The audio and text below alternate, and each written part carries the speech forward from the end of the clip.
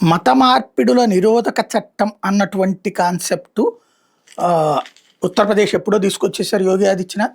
ఈ మత మార్పిడిలో ప్రలోభ పెట్టి మత మార్పిడి ఎంత నేరమో, మోసం చేసి మత మార్పిడి చేసే ప్రయత్నం కూడా అంతే నేరం. అలాగే లవ్ జిహాద్ సెక్షన్స్ కూడా పెట్టారు. అంటే ప్రేమ వివాహం చేసుకోవాలంటే అప్లై చేసుకోవాలా, ఆ తల్లిదండ్రులకి నోటీసులు ఇస్తారు, ఇది జరగాలి. అదే సందర్భంలో రిజిస్ట్రేషన్ ప్రకారం జరగాలి మ్యారేజ్.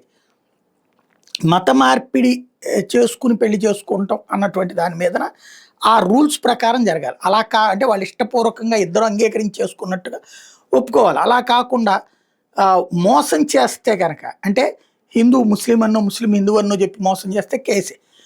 ఇప్పుడు అట్లాంటి కేసులే ఎక్కువ బయటకు వస్తున్నాయి. తాజాగా రాజ్దీప్ అనేటటువంటి పేరుతో ఒక అబ్బాయి అక్కడ ఉన్నటువంటి ఒక అమ్మాయిని ప్రేమించాడు, పెళ్ళి అన్నాడు. అప్లికేషన్ పెట్టే టైంలో వాళ్ళ డేట్ ఆఫ్ బర్త్ ప్లస్ వాళ్ళ బర్త్ సర్టిఫికేట్, వాళ్ళ కాలేజీ సర్టిఫికేట్ ఇవ్వాలి. ఇలా ఇచ్చేటప్పుడు ఆడి అసలు పేరు, ఈ రాజ్దీప్ అనేవాడి అసలు పేరు మొహమ్మద్ కైఫ్ అని తేలింది.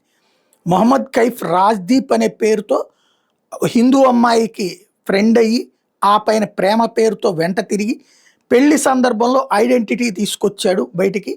ఆ విషయాన్ని అమ్మాయి అడిగేటప్పటికి అమ్మాయిని కొట్టాడు. దాంతో అమ్మాయి ఇచ్చిన కంప్లైంట్ ఆధారంగా ఇప్పుడు వాడిని అరెస్ట్ చేసినటువంటి సంఘటన. ఇట్లాంటి బ్లాక్మెయిలింగ్ బ్యాచ్లు ఎవరైనా ఉంటే మాకు చెప్పండి అని ప్రభుత్వం ఓపెన్గా పిలుపునిస్తోంది.